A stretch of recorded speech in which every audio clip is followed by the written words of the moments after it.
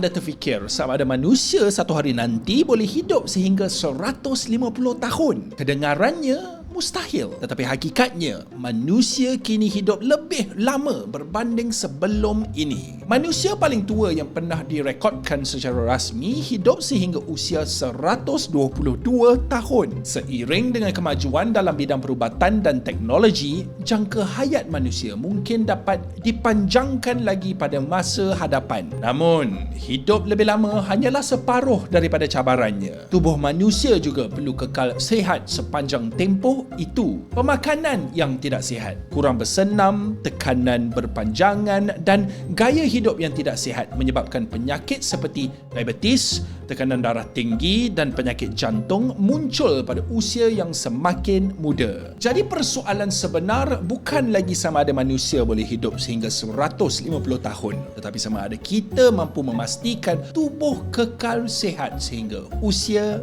itu.